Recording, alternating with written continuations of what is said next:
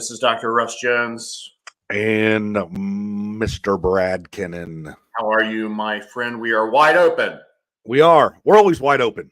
Yeah, that's loud. right. Wide open. Talk loud and fast. There you go. Yeah. Loud and fast. Yeah, how you doing? Good to see you. I'm fine. I'm good. Good. You know how I am? We don't talk enough. I mean. Yeah. I'm feeling freaking I can't do good that. My shoulders aren't as big as yours. When I did it, I hear things pop. So probably not a good thing. My shoulders aren't as big as yours. So I got to wait to get the shoulders bigger before I can do that. Do you hear something pop when you do that? When you put your arm up there? No. I don't have shoulder problems. No, I do. So I don't have shoulder problems. Is what I've learned is I had problems, but the more you go to the gym, if you just don't stop, it seems like my problems are going away. So that's nice. I take my NMN every day. Yeah. I take my something that goes with NMN. I don't know what that is. Probably resveratrol, maybe. So that's helped tremendously. Eat my protein. Probably, I don't know. I take my protein maybe a multivitamin. You're getting a fish oil multivitamin. No fish oil. I could do fish oil though. I could probably do that. You need to do fish oil. I know. Okay, well, I know we have some, so maybe I'll do that. I'm gonna have fish oil for 3 grams a day. Fish oil, 3 grams. I'll add that to my list of things to take. Yeah, it's equivalent to it's an anti-inflammatory dose when it's like that. Okay. All right. But the 5 things, of course, are a multivitamin, some K that goes with your vitamin D3. Yeah, take that. And fish oil would be your base. And of course, I add another 30 things to it because you just have to have those 30 things to make the world go. Right. The 30. I take 7 vitamins. I'm good. That's a lot, right? I'm sure a lot of people would think, okay, 7 vitamins, that's freaking a lot. Like I said, in NMN, I've been taking it for. I've taken some macular eye stuff, which has helped. And my NMN that's helped quite a bit, actually. I believe it's helped me a lot. I know that some anti-aging doctors say that NMN is equivalent sometimes to working out without working out. And I've been taking it for a while, but like anything else, I feel pretty good. So I don't really notice much of anything, but I'm dabbling with whatever the new anti-aging thing is. And there's some kind of suppositories that came out now for metal detox, and I'm messing with those and with, I know. You want me to bring you some of those bad boys so you can have a few days of fun? No, thanks. I know that they put you in a lab once a week, don't they? Yeah. You can hook you up to all the wires and the probes and do the stuff. Yeah. There's people around there doing that stuff. Yeah. Hyperbaric chamber. I know your bedroom's a giant hyperbaric chamber. So yes, that was an add-on to the house. I have a grounding pad on my bed. When you go into my bedroom at night, it only has a red light on. I don't put any white light in my house at night. I try to keep it dark the best I can. Oh my gosh. Because it's so important, right? I think there's a fine line where you can get where it's almost too much, and the things that you're gaining. Do you think it's too much, Russ? Well, listen, compared to a lot of people, I'm pretty moderate. Listen, today compared to 99% of the world. Listen. So today wasn't busy. We saw 100-something patients, and those patients, probably 80% of them are overweight. They're arguing with me that they're eating well, or they're frustrated because they're not allowed to eat bread and pasta. So, compared to the population that is struggling with those basic things, they're not. Yeah. I saw somebody had they were doing some things, eat right, do all this stuff. And literally I saw they had a Mountain Dew, which I picked up and I looked at it. 77 grams of carbs. That's insane. In a small Mountain Dew, just a little personal Mountain Dew. That's like 2 or 3 days worth of sugar for me. I try to limit it to around 30 or so.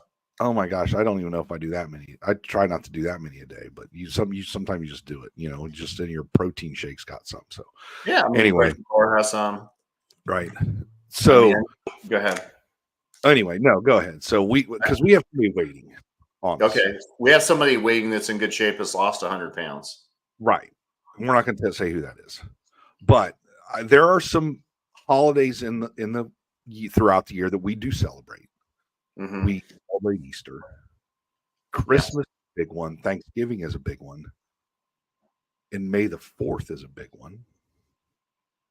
Because this year it falls on, it's with the Ohio Bigfoot Conference. Biggest conference in the world. The biggest Bigfoot conference in the world. And for us, it's basically like a national holiday. Yeah. Right? Yeah. I mean, it's who's who in Bigfoot world. All the other conferences are posing. They're posers. Right. Correct. So we're going to go ahead and bring on I'm not going to say the founder because he's technically not the founder of the OBC, but he is the curator and propagator and person that moves it forward every year and has got it to where it is today. From 8 people in the back of a van, I think is how May has started. I'm not sure. I'm just throwing that out there to where it is today. So Marc Dewerth and your buddy, I don't know who your buddy is there. We are on the eve of the 2024 Ohio Bigfoot Conference, which is basically Christmas for Bigfooters. Yes. How are you? Exactly. Yeah. Okay. Just make sure. Are you still in a good mood? Because I know when you get to Ohio, your hands are full and no one can really talk to you because you're so busy for about 3 days. Well, let's just say that I'll be heading down to Salt Fork soon to get down there for tonight. And, I look forward to seeing everyone. And, I think the original conference, I don't know if it was 8 people, but I believe that it was in just some little small union hall in Newcomerstown, Ohio. And maybe the first time there was maybe 20 or 30 people that showed up. And it was amazing for Don Keating to experience because of, the fact there was people that had interest into the subject, which, he didn't think there would be any kind of interest in the subject, but it ended up there was. Right. So how long have you been running the conference, Mark? I believe this will be the 14th or 15th year that I have been running it. And, this year, I'll tell you what, I'll be honest with you, this year's been a really tough year. Tough year just because my parents have been quite sick. And just dealing with them on a 2-3 days, sometimes 4 days a week basis, because my mom and dad live separately. It becomes it's not that it's a task and it's a responsibility as an adult to deal with, but it's been my dad's going to be 87 here soon, my mom's going to be 85, and it's just one of those things that's been a tough thing to deal with. And so for the people that might say I haven't been as post-worthy or doing this or doing that, believe me, if things were different, it'd be a lot different. But of course, the event will go on. It will be a huge success as always. And like I say, I look forward to getting this weekend up, on a big bang. We'll start it off, on Friday morning with the advanced hike, meet up at the center of the lodge in the center main parking lot at 11 a.m. and go for about a 3-mile hike. So bring your hiking boots, dress accordingly to the weather, and, bring a small lunch would be nice, some water, and that'd be a great time. And then, of course, then we'll do some early registration, midday VIP dinner on Friday evening at the lodge, and then later registration afterwards up on the top floor where you can pick up your registration packets and everything like that. And but like I say, I'm excited. We have a great group of speakers. We have a great group of people that are going to be in attendance once again. And you know what? And I know people always say, they wish I had a bigger place, because we sold out every lodge room, every cabin, almost every. I think the whole campground's 100% sold out, and so it's. I have to sleep in my truck. Really? That's romantic. Coyote, he likes sleeping on the ditch there, that one ditch by the golf course. He just throws some straw down there and then sleeps down there, and he enjoys it. Right. So you might have a big encounter. So for people that maybe they're not getting here this year, and they're hearing our podcasts and they're out in the Midwest or wherever they're at, and they're thinking, okay, so you show up, you have this 3-mile hike through the woods, that's great. You know, I've done that before. You know, we walk through the woods and it's very leisurely, so you can talk to other people, you get to meet other people. A lot of times the speakers are going to be there, so you can talk with them. So then you have, you know, an option is the VIP dinner. So how do you, you know, in the past you've had, you know, a VIP sitting amongst the people, and, you know, that, do you still do that? I haven't been to that. You know, I generally don't attend that because I'm typically what we do in the dinner is whoever's the sponsor of the speaker sits with the speaker, but of course there's other people at the table too. So if you're lucky, you might be sitting with Dr. Meldrum or with Cliff or with Doug Hychek or, you know, with Matt Pruitt. You know, Adam Davies is going to be in there, and of course Darby Orcutt and whoever, maybe Russ Jones if he's there, and you know, so it's, you know, basically based on the sponsor, and then people, like I say, just fill in, and then of course go ahead. I was going to say I handle Russ's schedule because I'm like his secretary. So if you would like to attend, you can make a formal request to me, and I'll see if I can clear it with the talent to see if he would like to do that. So, well, you know, I don't know if I'm going to be able to meet his dietary requirements, though. All I have is lumbus bread, you know, from Middle Earth, and one small bite can fill a grown man's stomach for days. So I wouldn't want to do that. Hey, Mark, is it true that when people come, or if they choose to come Friday and go to the hike, that you try to have the hike at some place where there's been a Bigfoot sighting or a history of Bigfoot sightings in the past? Yeah. I mean, I think this year the place we're going to go to is a place that's had a few sighting reports in the last, say, 7 to 8 years, and talk right about where the location happened, where the interview took place, what the witnesses saw, things like that. So it's going to be a nice time. I mean, it's educational. It's not fast paced. I mean, there is a break. And there's always, you know, if there's any slower people, there'll be someone at the behind, like Coyote, that follows up the back end to make sure everyone's okay. And like I say, hopefully the weather will be great and it'll be super enjoyable for everyone. And, you know, it's just a good time to get out in the woods and just talk. I mean, you know, and that's the most important thing I try to tell people. When you're out doing Bigfoot research, don't sit there and sneak in there, you know, being ultra quiet all the time, because a lot of times, you know, if there's a Bigfoot around, they're probably pretty keen that all of a sudden when there's 10 humans and then they're dead silent, that something isn't right. So if you just act your normal, natural stuff, you know, who knows, anything can happen. I mean, think about all the reports we have fielded over the years. A lot of times it's just people doing general everyday activities in or out, and where they encounter one of these things. So it's going to be a good time. I was going to ask you, not to jump off the conference thing yet, but have you taken any good Bigfoot reports lately?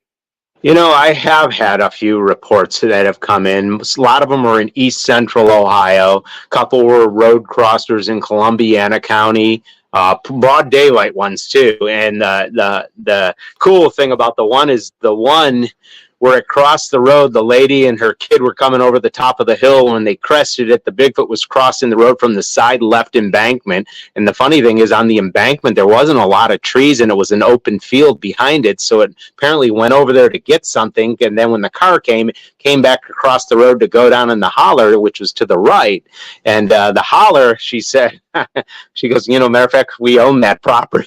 So it was kind of scary for her because their house was about a third of a mile down on the right-hand side of the road, but that was still part of their land. And so it was something that just totally caught this lady and her kid off guard. And they said it went down in that holler like it wasn't even there. So it was quite impressive, let's say. That's interesting. Yes. So Friday, they got the hike. You have the dinner, which is optional, obviously. So at 8 o'clock, you have a speaker meet and greet, and is that open to everybody? So that's open to anyone who's there can come up to the top floor of Salt Fork and come to the meet and greet. The speakers will be sitting at various tables, just chatting with people as people are picking up their registrations and T-shirts and things like that, and to get better prep for the event. And yeah, it's just something where anyone that's at Salt Fork for the weekend, come on up, come on over. And it's, you know, it's no different on Saturday when the event starts. from 9 a.m. to 7 p.m. It's open and free to the public. The only thing that requires a ticket is the speaker lectures themselves, and which obviously they're sold out, so I apologize for that. But we did add that Sunday event again for the first time in many years this year, because a lot of people wanted to see the speakers but couldn't get tickets. So we added the Sunday event to bolster that need, and people have been slowly buying those tickets up as we speak, and I'm sure more and more will go as we get closer to the event. And that's Sunday, 12 to 2, doors open around 11:30. The speakers will be there to talk, sign autographs, whatever, and then of course we'll be doing a panel lecture along with like a town hall type meeting. There's going to be some witnesses that are going to come in and tell about their sightings from the area, and it'll make it a nice little 2-hour interesting event. And you can go to the website and pick up tickets for that. They're only $20, so okay, it's good time. So let's say on Saturday someone's got some time. They're in Ohio and they're listening to us. They say, well, I don't have tickets, so I know I can't get in the main conference room, but I can at least go down to the conference. You're going to come down. Those doors open at 9 o'clock? You said 9 o'clock? Yep. How many vendors do you have this year? There's like 55 vendors on 3 floors, selling everything, not just Bigfoot, but cryptid, alien, UFOs, ghosts, every kind of cryptid type creature you can imagine, and of course, then there'll be people with, probably with bakery, with coffee, with all different types of food items and just all sorts of things, chainsaw carvings, casts, books and T-shirts and everything, just so much, and things like that. So it's like Christmas in May, right?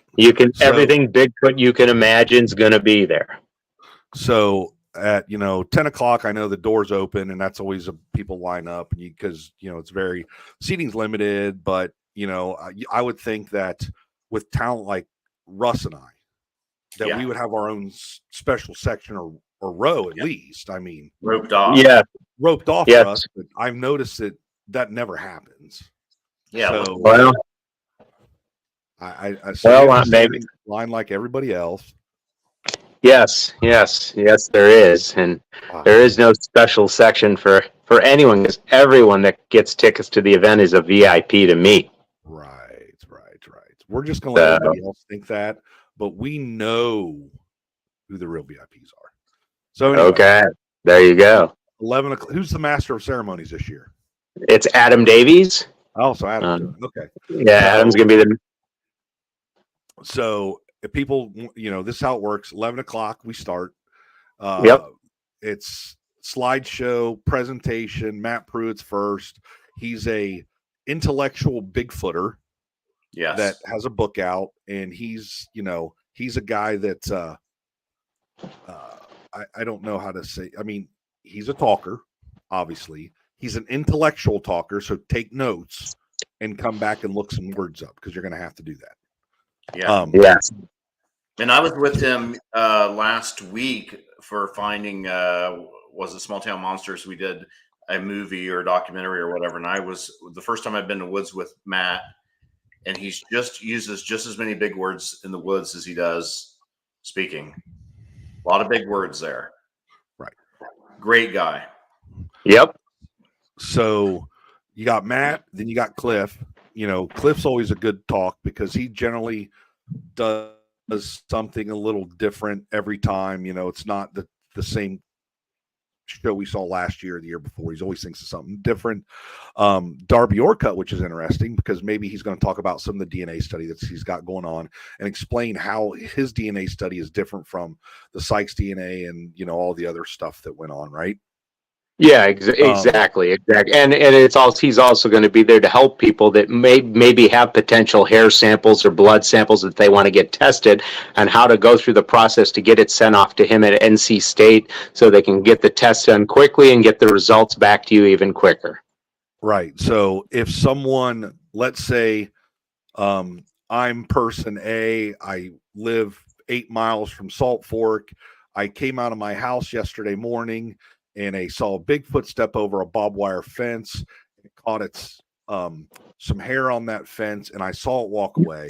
I went out, I cut the fence so I didn't contaminate it. I put it in a paper bag. Do I bring that bag to the conference, or do I go talk to Darby first and then ship it to him? I would probably talk to Darby first and then maybe get his instructions on what to do, because you don't want to risk possibly contaminating anything, when it comes to that. Yeah, by carrying around a conference. Exactly. You just never know what can happen when you're carrying it around. He might say bring it, but I mean, probably the smart thing would be to, have it packed properly and get it off to NC State. Okay. Then at 3:00, basically Russ and I's boss is there, Doug Highcheck.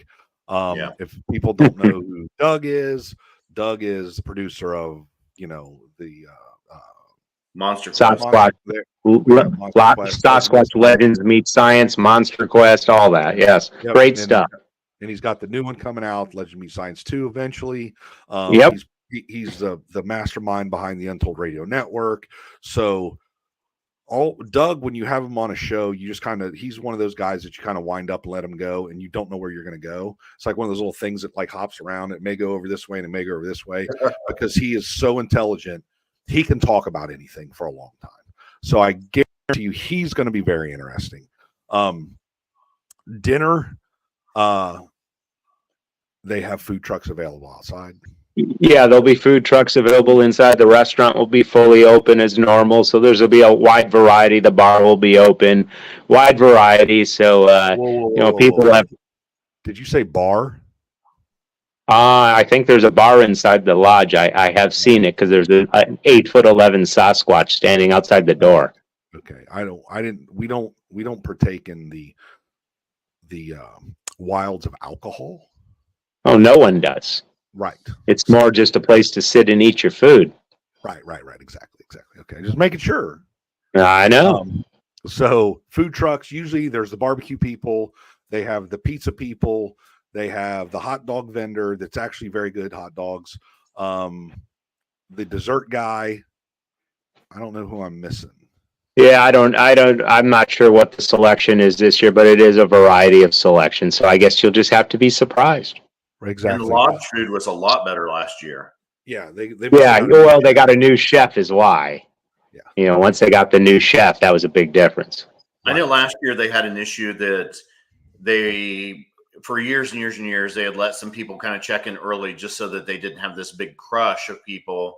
Last year, they waited until the last minute. It was insane getting people. Yes. There. I wonder if they're going to make an adjustment this year. They are definitely going to make an adjustment this year. We have talked about that. Good. That was a point of contention, I think, last year. Yes. Cold showers was a point of contention. Oh, yeah. The water was cold all the time.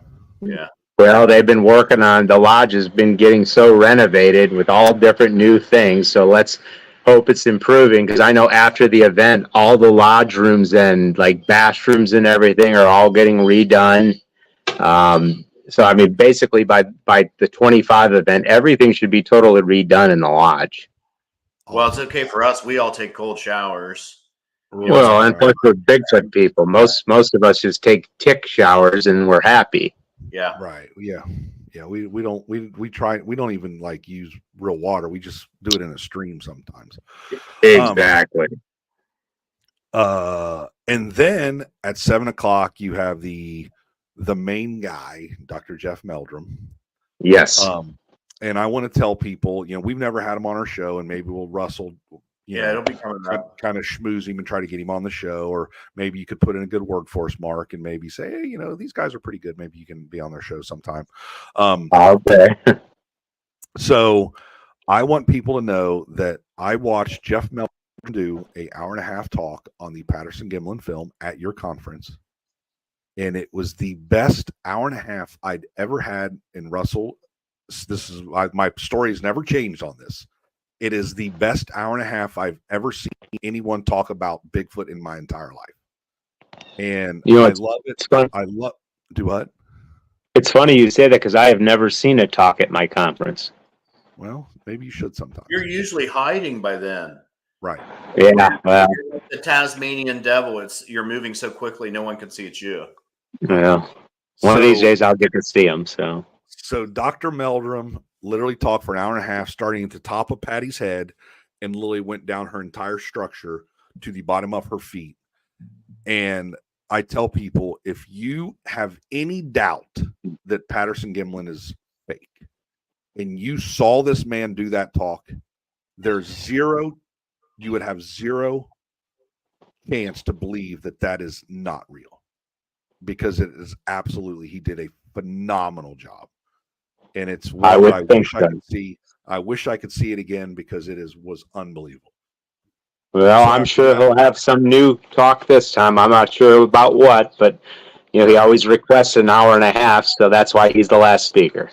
All right. And then at 10 o'clock, there's another bonfire behind the lodge, which once again, there is no drinking permitted. Wink, wink, wink, wink. Maybe we will partake in a beer or two. But I don't drink. Russ doesn't drink. If Russ doesn't drink, I'm not drinking. So don't be putting pressure on me. No peer pressure. Yes. All right. So then Sunday rolls around. There's a separate event. You go down to the big conference room for $20. You got a town hall meeting with the speakers from the day before. You can ask questions, get more autographs, do whatever you want. And there you go. Yeah, and then there'll also be a couple special raffles for there. I got a couple things printed out that is one's going to be exclusive to that event, like a special type of thing. And then there's going to be a bunch of door prizes at that event too. Just raffle tickets handed out, things like that. And all right, I got, hold on one second. I forgot something. I got somebody knocking at the door upstairs. Hold on a second. You guys keep talking. Okay. Hey, Mark, let me ask you, there's all these other conferences. I mean, it started, there was hardly anything. Now there's conferences everywhere. And what is it that makes Ohio the biggest and the best Bigfoot conference? It's to me, I mean, more than anything, it's once it was put into Salt Fork, it was the venue. When you can go to a place that has been named one of the most famous Bigfoot areas in the country on many shows over the years, and people can stay right there in that area, walk out of their room and be in the woods in 30 seconds, walk into a tree line, and have miles and miles of hiking trails, that have had some historical Bigfoot reports, plenty of water, plenty of deer, and just tons of wildlife area all around. I mean, it's a win-win. I mean, where else can you go? Stay in a facility, stay at the campground, stay in a cabin, stay at the lodge, and just walk around, and who knows, maybe you'll see a Bigfoot. You just don't know. So I've been waiting all day for this. So really? I had this printed to give to you, to give away or whatever to somebody at the conference, if you would like. Oh, that'd be awesome. There you go. Thank you. Thank you so much. I appreciate it. Send me the dimensions and I'll have a frame ready for it. We can pop it in a frame.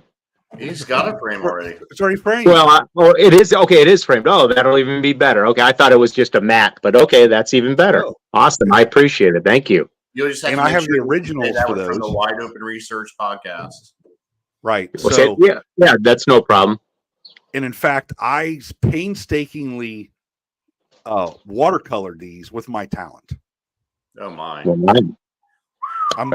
You didn't know I was that talented, did you? I knew you were talented when you did your shoulder work, but I didn't know about the water painting. Well, we're just going to say Mid-Journey AI. Help with that. So, well, that's how it goes. I did print them and put them in a frame. So, well, that's awesome. I appreciate it. And to add to Russ's comments, take your fish oil. It's very important. Yeah, I will do that. I'll do that. I have some upstairs. I just didn't know it was supposed to be in the rotation. It's interesting, Mark. I don't think that people know that about you, but you are very interested and very invested in your own health. And I mean, at one point, I tell people this all the time. I have this friend. He's a close friend of mine. At one point, he had more steps than anyone in the entire country for a month.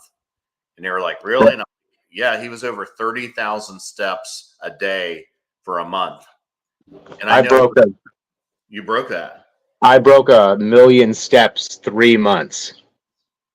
3 months in 1 year, I broke over 1 million steps. That's So crazy. I was averaging over 34,000 steps a day. That's crazy. Yeah, I like to walk. When we get off, I don't have very many, but I always get in 10,000 a day, aside from my lifting weights or whatever. So when we get off, I'm going to go out and get that today. But, I always tell people that all the time, because people think they're busy. And I say, hey, I have this friend. He's lost 100 pounds. You're very muscular now. When people see you, you've turned into a very fit man. And I guess you're an example. Brian can do anything that they want to do if they just put their mind to it. And just because I remember years ago, you and I sitting having lunch one day, and I said, Mark, are you happy with your life? And you're like, ah. And I was like, why don't you just not eat bread, not eat pasta, and let's talk in a month. And now people look at you, and you are the example and motivate so many people. I hear about it all the time. People are just amazed by the amount of health and how, you've taken it to another level. So I admire people like that. And that I've told you that before.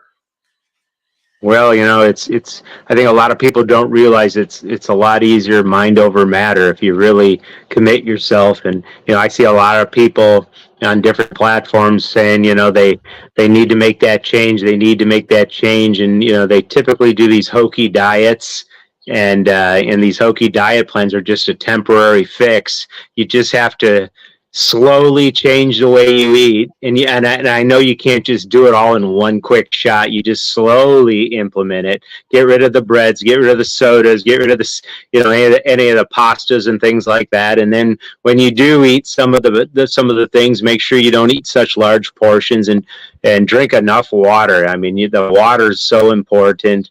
And then obviously don't eat past 8:30 at night. That's usually a couple rules that if you stick to that, even if you just want to maintain weight, I mean, I think it's a good success. And try to walk 10,000 steps a day, because I get up every morning. I wake up around 4 o'clock every day, and it's just instinctive. And when I get up, I get ready, I make Arwen's lunch, and then whenever I'm ready, I just head over to where the gym is, the rec center, and they open up at 6. And a lot of times I get there maybe 5:10, 5:15. So I set my alarm like 20 minutes. So I walk 20 minutes away, come 20 minutes back, and by the time I get back, the door's ready to open. Then I go and walk about another hour in there, maybe an hour and 10, just so I get 90 minutes. I try to do like 7 miles every morning. And then I lift. If like today was upper body, tomorrow will be legs. I'll do leg work tomorrow. And but I try to walk 6 days a week like that. I usually give myself Sunday off, where I just do like a brisk hike somewhere in the woods. But I've noticed that as you get older, if you give your body that one day just to kind of recover from the weights, on Monday you'll feel so much better. You just do. And like I say, I mean, it can be a daunting task sometimes, but like I say, anyone can do it if you want to do it, and that's the key. Think about your kids, think about your grandkids, think about wanting to be around when they're getting big, and that should be enough motivation. Or chasing Bigfoot.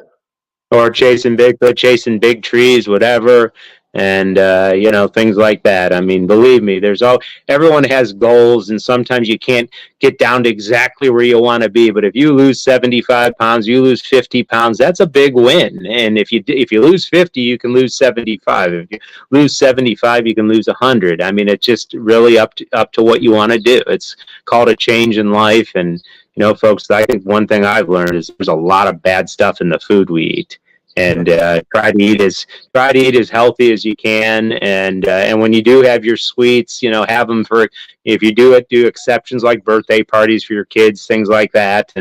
But other than that, just try to stay away from anything that's not good for you, especially soda. That'd be the biggest enemy, I would tell you. Now, I know that I think I saw today that there are actually states that are starting to pass some laws with some of the food ingredients. So they're trying to get, even states are recognizing that, there's a problem out there and they need to do something. So hopefully legislation, we can't do it as people, we try to do best we can. Maybe we don't buy their product, but somebody's always going to buy their product. So someone can step in and say, listen, what's your food? Most definitely. You need to stop. Here's a quick thing. There's a young kid that he's a college student down in Southern Ohio, and he sometimes helps me with some of the tree stuff, but he always has stomach issues. Anything he eats, he gets real sick on and off, and they've tested him for everything, and it doesn't seem like they could ever pinpoint it down. So he goes with his mother for a month to England, and he eats there, and not once was he sick at all. Really? And it's because they don't have all these preservatives and fructose corn syrup. They don't allow it. And when you eat the things that are more pure and more natural, it seems like that's all. He said, I wasn't sick once the whole time. And so what does that tell you? That's all I can say. How many people have you seen on Instagram or whatever saying the same thing where, hey, I went to Italy for 2 weeks. I ate pasta every day. I ate bread every day. I ate all this crappy food, and I lost 15 pounds. Yeah, no doubt. And I know there's a lot of people here locally. I know they make their own sourdough bread from scratch, and they lose weight all the time because they love bread, but since they make it from all the natural ingredients and no white flour and nothing with bleach in it, so it's very, very low carb bread, and yet it's very good and it's so natural. And as long as you don't eat like loaves of it, you're fine. And so, some people have learned to, just cook properly. So yep, I agree. All right, what are we getting to here? So, hey, let me ask a question before, because I know we don't get off before, we're not going to be on real long. But Mark, I just want to ask, give us a favorite Bigfoot report, an encounter, a sighting. One that comes to my mind, I love the one down in the Mansfield area of Richland County, where there was a lady, as a matter of fact. She was up in a tree stand bow hunting, and she was sitting on a tree on the backside of a creek. So she was overlooking the creek because she knew that the deer were coming right down the creek every evening, and every morning.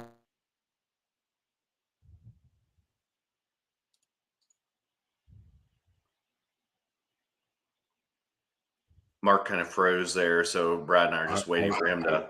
Hello, you hear me? Yeah. Okay, there you go. Well, she noticed that she started hearing some heavy movement on the ridge line across from her. And as she would be looking from up in her tree stand through the foliage, she noticed some silhouette of something walking the top ridge above the.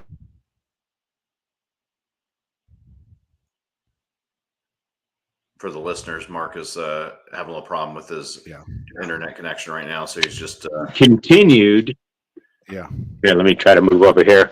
And continued down toward the creek bank. Well, as she was watching, she thought it might be another hunter, because she could tell that whatever it was like, kind of natural, neutral colors coming down this ridge line. And it finally came down where she could see it come right to the edge of the creek, and she realized it wasn't a hunter.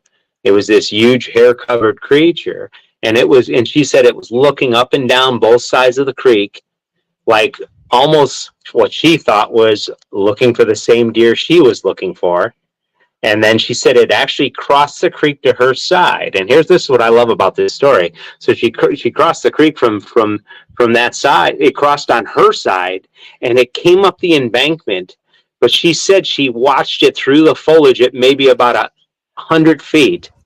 She said it never looked in her direction. It just continued up the embankment and eventually behind her, and she could hear it slowly dissipate away in the distance. But she says to this day she doesn't think that it ever knew she was there, which is kind of an interesting report, considering Bigfoots typically know everyone's, where they are and why. Right. Absolutely. So that was it was a real cool report, and I would love to have she drew what she saw. And it was one of those things. I was with another investigator, and of course that other investigator got the drawing, and you know how investigators are, they disappear from your life. And so I never got the original copy of the drawing, but it was a great drawing of what she saw. And it was, and she explained it. It was easily 8 feet tall, very broad shouldered, walked across the creek in 2 easy steps. And, like I said, she said she was terrified, but she was absolutely amazed what she saw. That's great. Yeah, that's good report. That's a good story. What else we got? Like I said, the conference is There's over 50 vendors there. There's tons of people. If you're in the Bigfoot world, there's just a lot of people we see that come from all over the country. I mean, Canada, out west, far, far out west. Some people it's really come from over across the the pond. Yeah, it is who the Bigfoot world. Like I said, there are some other conferences out there. I know there's some big ones out west, but they don't really, I don't think, have the people that we have here. If you have a sample, you want to get something tested, bring something. If you have casts that maybe you've cast, you want to get an opinion on. Russ, Russ is there. Yep, he can do it. Yeah, more than Jeff Meldrum. I mean, you got to put that in front of me. One of the two. Yeah, I don't know. I mean, Meldrum, Russ. Yeah. Maybe exactly. Cliff. Maybe throw Cliff in the mix. I don't know. Yeah. Somebody. Exactly. So anyway. Yep. Other than that, I mean, it's just a good time. Like I said, that's what it's about. It's about for people in the Bigfoot community to learn, to educate, to meet new people and make new friends, and let's just say this: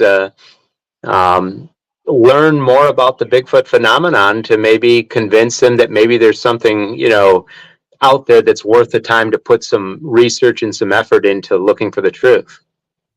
Absolutely. Hey, Mark, we really appreciate you taking the time. I know you were eating dinner with or fixing dinner for your family when Brad and I drug you away. Oh, it's okay. The Brussels sprouts can wait.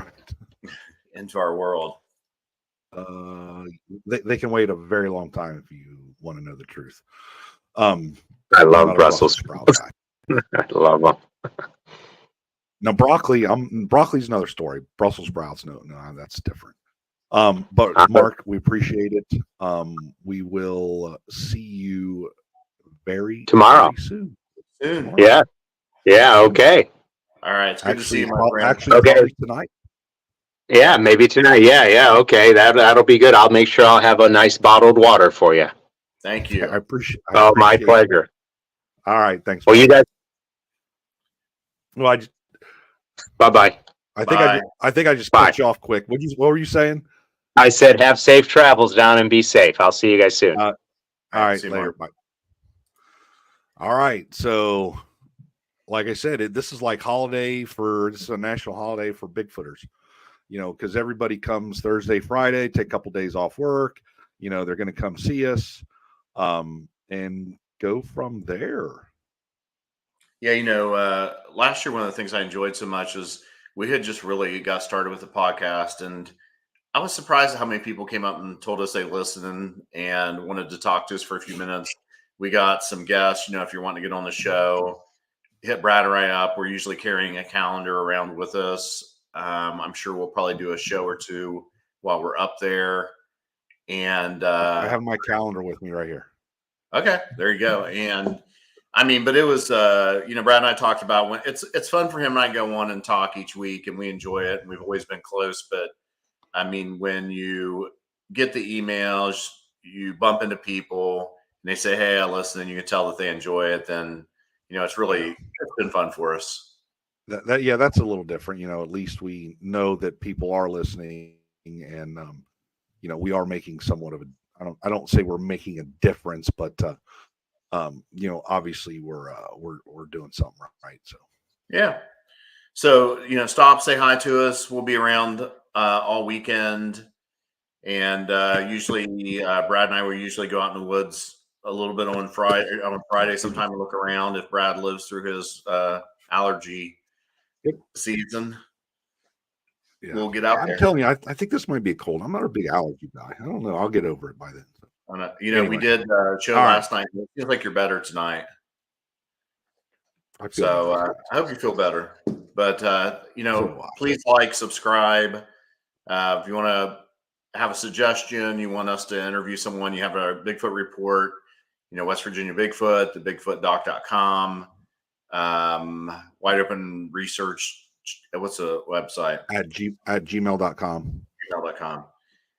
So just email me and we'll get it taken care of. We'll do whatever we can. Right. It's good to see you, my friend, and we thank everybody for listening, and we're out of here.